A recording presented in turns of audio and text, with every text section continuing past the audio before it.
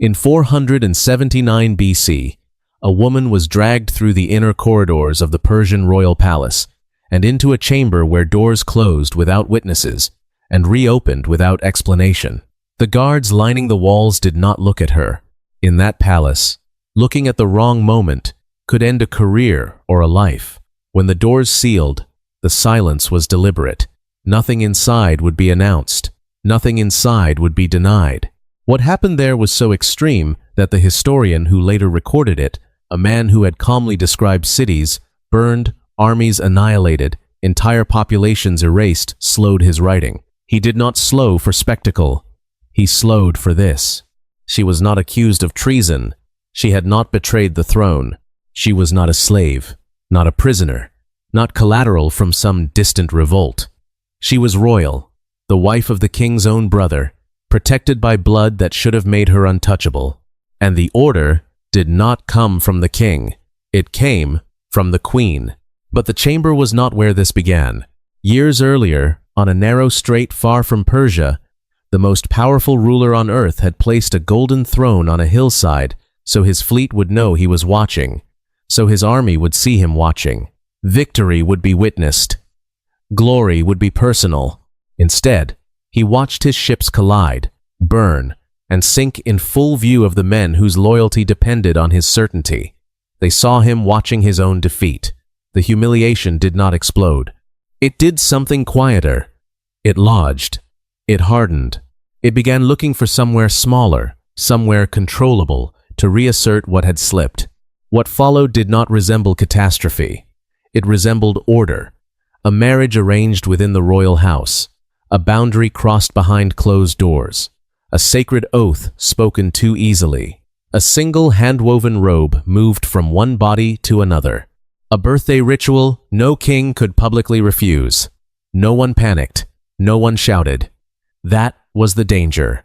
By the time the woman was dragged into that chamber in 479 BC, the ending was already embedded in the rules of the court itself. Because inside the Persian palace, power was not sustained by armies alone. It was sustained by perception. And once perception fractured, once a king was seen failing to control what he had set in motion, violence did not erupt. It aligned. In 480 BC, Xerxes' I did not simply march into Greece. He staged inevitability. The bridges across the Hellespont were not just engineering. They were declarations that even nature would submit. Supply lines stretched from Asia into Europe with mechanical precision. Whether the numbers recorded by Herodotus were exaggerated hardly mattered. What mattered was perception. The empire did not arrive as an army. It arrived as a conclusion. At Battle of Thermopylae, resistance collapsed under pressure. The pass was broken. Greek defiance, so often mythologized, proved finite when confronted with scale. Athens followed, entered, burned, and stripped of meaning. Temples reduced to ash. Statues shattered. Memory rewritten in smoke. Xerxes had promised to answer Marathon. Fire became that answer. Every step reinforced the same message. The king advances, the world adjusts. Then came Battle of Salamis. The strait narrowed everything: space, movement, certainty. The Persian fleet, built for dominance in open water, pressed into itself. Oars tangled. Hulls collided before commands could be understood. Sound dissolved into impact. Greek triremes moved differently, faster, deliberate, exploiting confinement instead of resisting it. Above it all, Xerxes watched. He had placed his throne on the hillside so the fleet would see him, so history would record that he witnessed victory. Presence was part of power. Visibility was control. But what unfolded below did not obey design. Ships turned against each other. Lines broke. Momentum vanished. And the men who depended on his certainty saw something else entirely. A king watching events he could no longer command. The defeat did not destroy Persia. The empire remained vast, wealthy, intact. But scale cannot repair perception once it fractures. Xerxes had entered Greece as inevitability. He withdrew as resistance made visible. He never returned west. From a distance, nothing had changed. The throne stood. The court functioned. Orders were still obeyed. Up close, something had shifted, because when a ruler builds authority on the idea that nothing escapes his control, a single visible failure does not fade. It settles, it waits, and it begins to redirect the need for control towards something closer, something smaller, something that cannot resist. The empire did not break at Battle of Salamis. It adapted, and that adaptation would not unfold on a battlefield. Inside the palace stood his brother, Macystes, governor of Bactria, a commander with soldiers bound to him by loyalty, not ceremony. He was not decoration, he was infrastructure, and Xerxes wanted his wife. She refused, not cautiously, not indirectly. She refused the King of Kings in a court where refusal itself could be interpreted as defiance. Xerxes did nothing, not out of restraint, but because force, in this case, would not remain private. Macystes was not a man who could be humiliated without consequence. To take what he wanted openly would risk turning a desire into a fracture the empire could not absorb. So, Xerxes changed the conditions. He arranged a marriage. His son, Darius, would wed Macystes' daughter, Artaiant. On the surface, it was ordinary, a consolidation of royal blood, a reinforcement of internal alliances. Beneath it, it was access. The family would move closer, visits would become routine, boundaries would thin without being named, and proximity alters judgment. What had been distant became visible. What had been forbidden became familiar. Somewhere between ceremony and repetition, Xerxes' attention shifted. Not the mother, the daughter, his niece by alliance, his son's wife, his own daughter-in-law. The line did not break loudly, it dissolved. The affair unfolded in a palace built on observation. Servants listened, courtiers noticed. Nothing remained unseen. Silence did not mean ignorance, it meant calculation. In such a space, secrets do not vanish. They circulate, waiting for the moment they become useful. Xerxes then made the one mistake. Power encourages. He assumed control extended to consequence.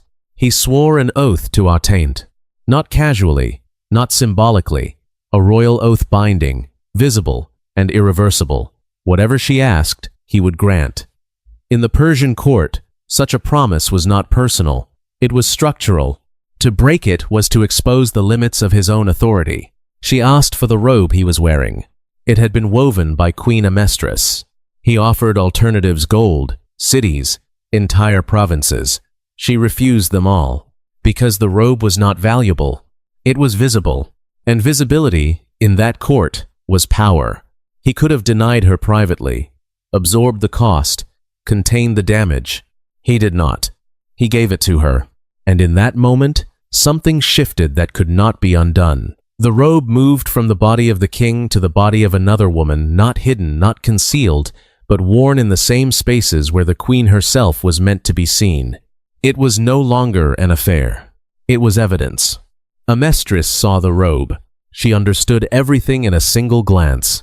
There was no outburst, no accusation, no visible wound. Queens in the Persian court did not survive by reacting, they survived by waiting. The robe was not fabric, it was displacement, her labor, her symbol, her authority resting on another woman's shoulders in open court. If she ignored it, she diminished. If she confronted it emotionally, she exposed insecurity. So she chose something colder. She chose timing. The Persian monarchy ran on ritual, and ritual could not be denied without cost. Once, each year, during the king's birthday feast, any request made before the full court had to be granted. Generals, satraps, priests, nobles, all present. Refusal was not personal. It was political suicide. Amestris waited for that day. The hall was full. Gold reflected firelight. Musicians played. Governors from distant provinces reclined beneath carved reliefs of conquest. Xerxes sat elevated above them all. Visible, symbolic, watched. Then the queen spoke. She did not look at Artaiant. She asked for Macystes' wife. The air changed. Conversations stopped without being told to stop. Men who commanded armies lowered their eyes. They understood what had just happened. This was not jealousy. This was enforcement. Xerxes felt it instantly. He tried to intercept it. He pulled Amestris aside. He negotiated in low tones, offered wealth, offered concessions, anything but this. She did not shift. Because she had chosen a request he could not refuse. If he denied her publicly, he shattered his own authority in front of the empire. If he granted it, he delivered an innocent woman into destruction. Either way, he lost control. In desperation, he went to Mesistes, urged him to abandon his wife immediately. No explanation, no truth, only urgency. He offered his own daughter as replacement, a king bargaining with blood. Mesistes refused. He trusted his brother. He saw no danger. The feast resumed, the ritual held, and before the assembled empire, Xerxes granted the request. The woman was taken. This time, no one looked away. The woman was taken through the same corridors she had once walked as honored royalty. Hours earlier, guards had lowered their heads as she passed. Now they stepped aside without looking at her at all. No restraints, no struggle, none were necessary. Inside that palace, power did not rely on force. It relied on inevitability. The doors closed. Nothing followed outward. No sound, no command, no interruption. The court did not react. It adjusted. What happened inside was not execution. Execution would have been brief, contained, and final. This was something else. When Herodotus reaches this moment, his language changes. A man who records massacres without hesitation slows here not to dramatize, but to be precise. Because what was ordered was not chaos. It was deliberate. Queen Amestris did not seek death. Death would have resolved the scandal. It would have ended visibility. Instead, she chose to remove what made the woman socially whole. Features associated with speech were taken. Features associated with sight were destroyed. Parts that defined identity, dignity, and recognition were cut away in sequence. There was no frenzy in it, only selection. Each act carried meaning. Each wound was intentional. This was not anger expressed. It was hierarchy restored in physical form, and she was kept alive. That decision mattered more than any single act. Death would have closed the event. Survival turned it into a message. When the doors opened, she was brought back out breathing, altered beyond recognition, returned to the same corridors that had known her intact. People saw. No announcement followed. None was required. In a court governed by perception, visibility replaces proclamation. The outcome did not need explanation. It needed witnesses. By the time she was returned to Mesistes, the damage had already extended beyond her body. What had been private was now fixed in memory. Not rumor, not accusation, proof. And when he looked at what had been sent back to him, he did not see punishment alone. He saw that protection, blood, rank, proximity no longer guaranteed anything. Inside the palace, that realization spread faster than fear. Because it was quieter, Mesistes did not scream. He did not plead. When they returned his wife to him alive, disfigured, destroyed with precision grief, did not overtake him. It hardened. Rage did not explode. It focused. In a single irreversible moment, he understood what had changed. This was no longer a court governed by hierarchy. It was a court governed by exposure. His brother had not protected the family. His brother had preserved the image of the throne at any cost. And blood, he realized, was no longer protection. It was liability. He did not challenge Xerxes in public. That would have ended in chains before sunset. Instead, he requested permission to return to Bactria, the eastern province, where he commanded loyalty measured in soldiers, not ceremony. Xerxes granted it. Perhaps to appear calm, perhaps to appear merciful, perhaps because he still believed granting movement meant retaining control. Mesistes departed with his sons under full legitimacy. No secrecy, no rebellion declared, no banners raised. That was precisely why it was dangerous. Because rebellion does not begin with armies. It begins with distance. Before Mesistes could reach the core of his province, riders intercepted him under royal authority. The rebellion had not yet formed. No troops had defected. No oaths had been broken. The threat existed only as potential. Potential was enough. Macestes and his sons were executed on open ground, not as traitors proven guilty, but as variables removed from the equation, efficient, final, quiet. The empire did not shake. Tribute still flowed. Satraps still governed. The palace still glittered under torchlight. But something fundamental had shifted. For the first time, the machinery of imperial violence had turned inward to erase the consequences of the king's private failure. Generals observed it. Nobles registered it. The lesson was absorbed without being spoken. Proximity to Xerxes did not mean safety. It meant risk. And when rulers begin eliminating blood to preserve perception, loyalty stops being devotion and becomes calculation. Years later, when Xerxes was killed inside his own palace by men who walked those corridors without obstruction, the empire called it treachery. The court called it inevitable. His downfall did not begin with a dagger. It began the day he chose fear over restraint. The day he preserved the throne and hollowed it. Empires rarely collapse at the moment of their greatest defeat.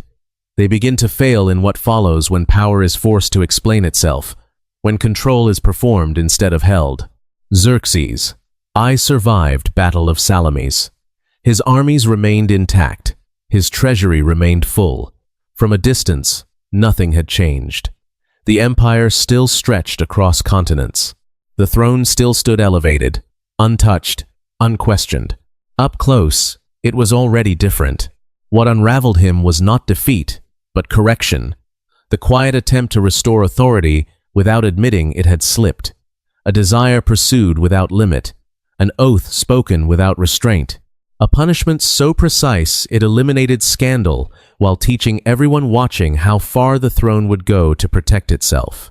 And once that lesson is learned, it cannot be unlearned. Because power that turns inward does not strengthen, it isolates. It teaches those closest to it that survival no longer depends on loyalty, but on distance. Years later, when Xerxes was killed inside his own palace, it did not begin with conspiracy. It did not begin with ambition. It began with recognition. Recognition that the corridors were no longer safe, that proximity no longer protected, that the same system which could quietly destroy one life could, just as easily, turn again. The doors still closed as they always had, but now everyone understood what could happen behind them, and for the first time, it was not the empire that was being watched. It was the throne.